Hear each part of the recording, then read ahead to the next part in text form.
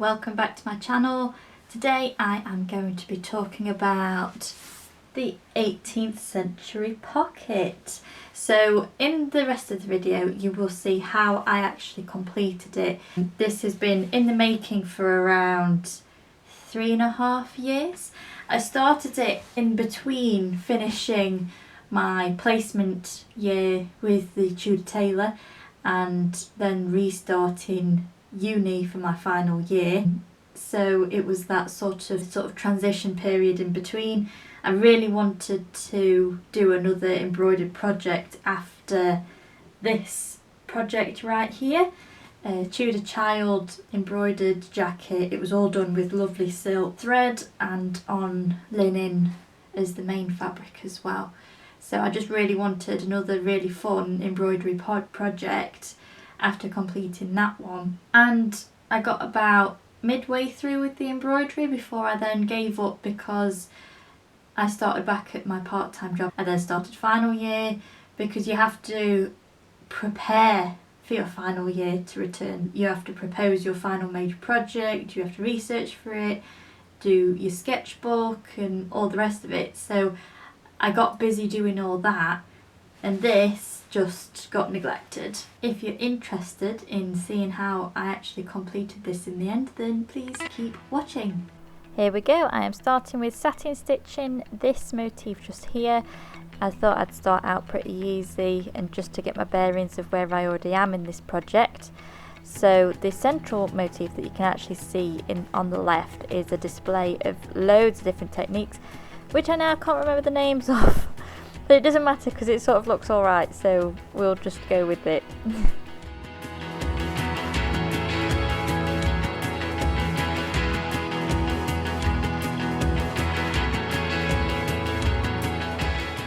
After that motif was finished, I then moved on to this flower. Again, more satin stitch, but in a sort of shading way. I think some people call this soft shading, where you have a few colours or two colours of a similar shade or tone and you use it to create definition and a bit more of a 3D effect.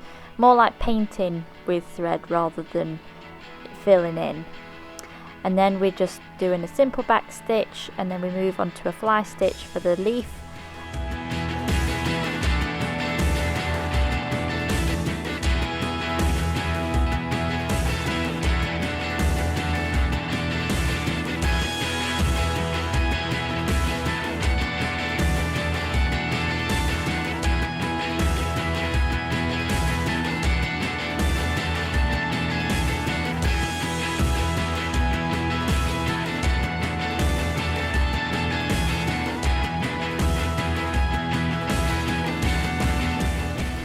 And again, the leaves you can already see that are completed with fly stitch, so we're just going to create the yellow one with the same way.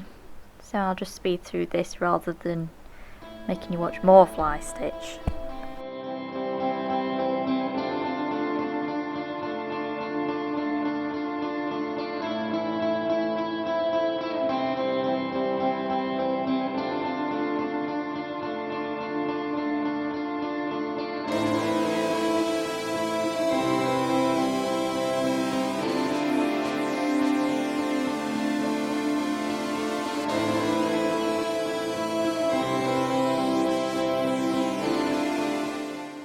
Now for the middle of the grapes, I am just doing a sort of stem stitch.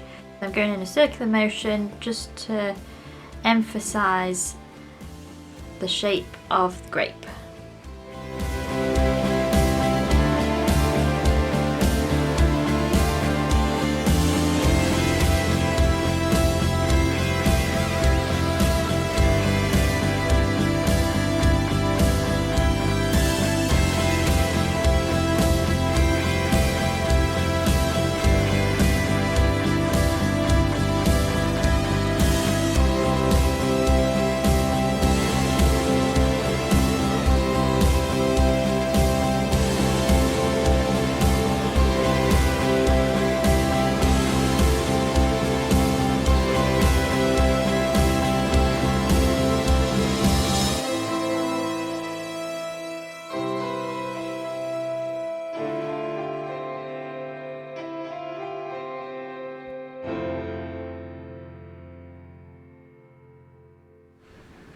So now is the quite unorthodox way of tambour embroidering this section here.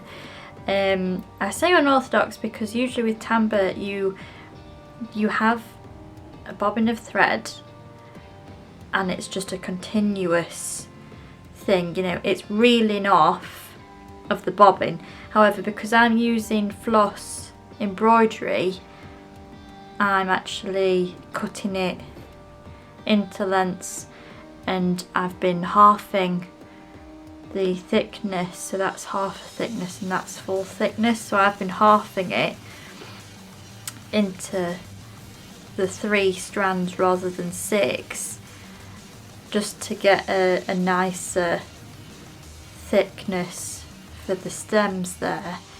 And I say it's unorthodox just because I think it's the sort of improper way of doing it. And of course I've already done half of this because, well, not half, but I'd already started it. This was the whole point in doing this video, the fact that I'm picking up a project that I'd abandoned sort of 3 years ago now. So I'm just starting at the top.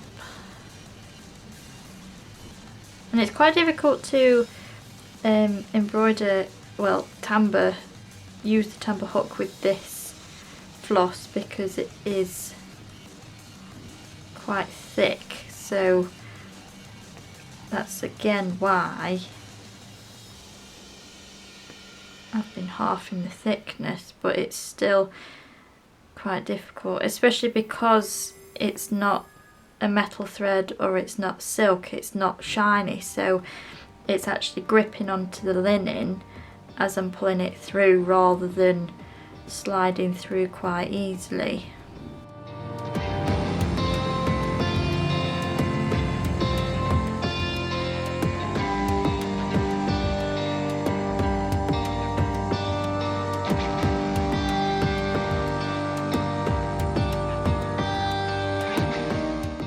Now I'm going to do some more stems, but the smaller ones, and I'm just going to do a simple back stitch off the main stem just so that it isn't as thick as the main stem. Again, I've only halved my thread, so it's the same thickness as that I used for the tambour, but it's just looking thinner because obviously it's not doubled up like the chain that the tambour technique creates.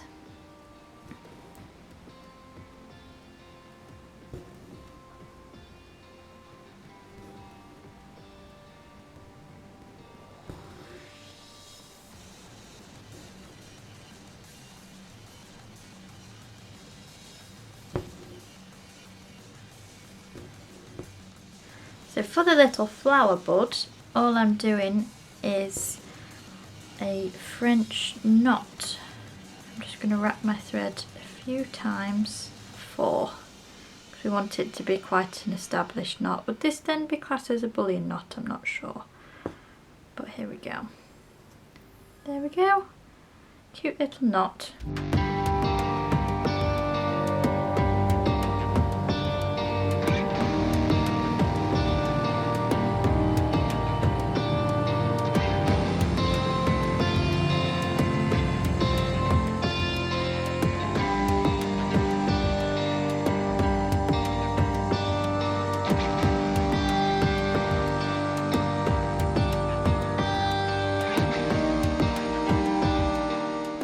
Here we have it, the embroidery is finished at last.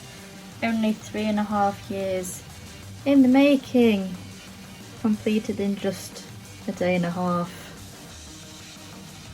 So here we go, I have just pieced together this crepe synthetic silk that I found in my stash that I had just enough of, but it wasn't quite wide enough, so I had to piece 2 pieces together, which is fine, because even in small items such as pockets and things, you still had piecing going on. And then this is the innard, so this is actually a cotton that I had left over from making a bum roll, which I needed last minute in my final project at uni.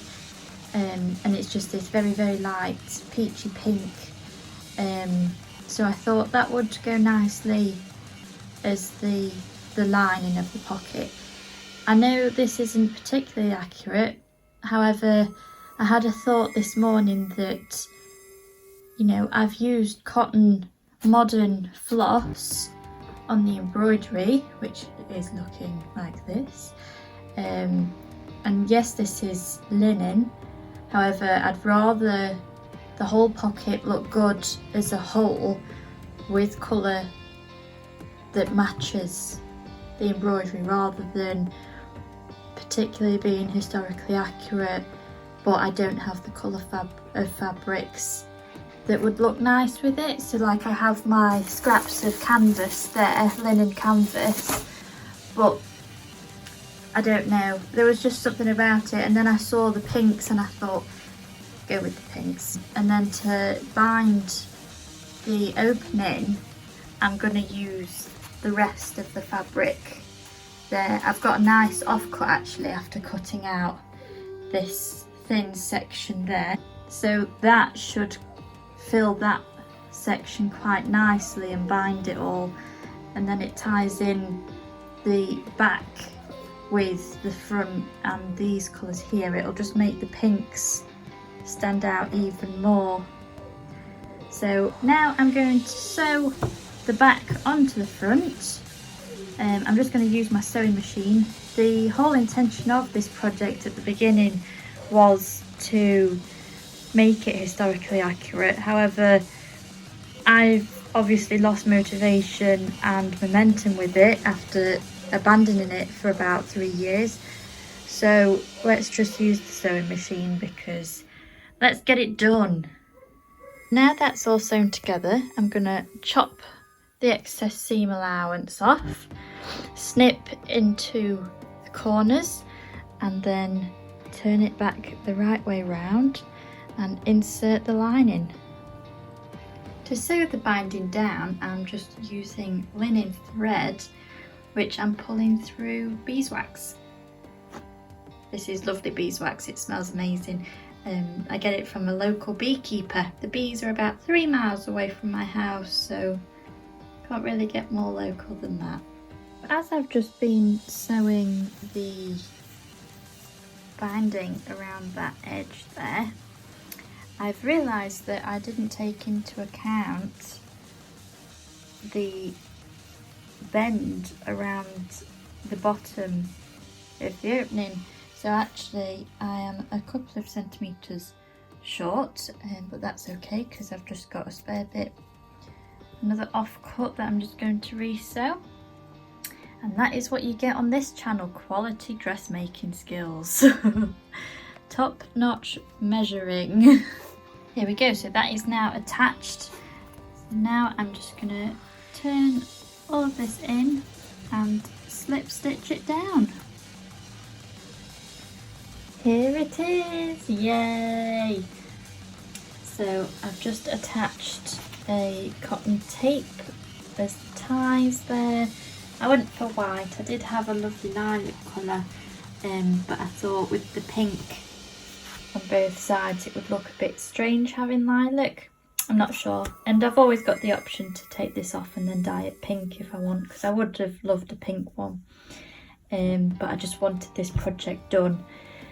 The few things I am happy with are this motif right here, these flowers, and also these butterflies up here, and I think actually the tambour works really well for the stems as well.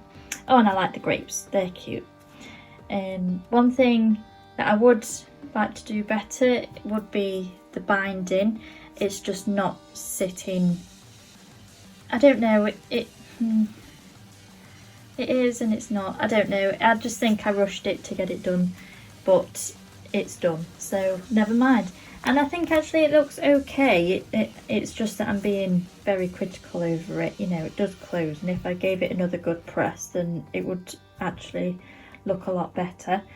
I really like this colour. I think it works really well with the pinks that I've used in the embroidery. Traditionally actually they would have been bound all the way around as well, but because I just want this project over and done with, this was the whole point of making this video, just to show that, you know, you can finish a neglected project. It might not end up being exactly what you planned in the beginning, but as long as it sort of gets done and you're happy with the end result, then all is well. I hope that was really helpful and enjoyable for you. It's a bit of a quick blast through video there, just to show how I actually got to the end point, or an end point.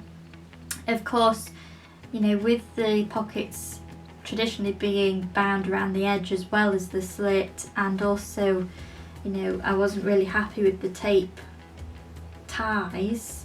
I mean, I could dye it, but it's at a stage now where it is a finished object, but also if I wanted to make those changes in the future, then I can do. I always had this dream of, when I started my Etsy shop, of making embroidered stomachers, pockets, jackets, just embroidered costume, you know, all hand done, all really historically accurate, all the rest of it. And then I realised how much work that would actually be, so I sort of gave up on that idea because I just thought that nobody would buy them. So never mind. I will leave a link to my Etsy shop in the description. I don't really have a lot on there at the minute, but just if you want to have a little nosy. And as always, my Instagram and my website. Thank you again for watching, and I will see you in the next video.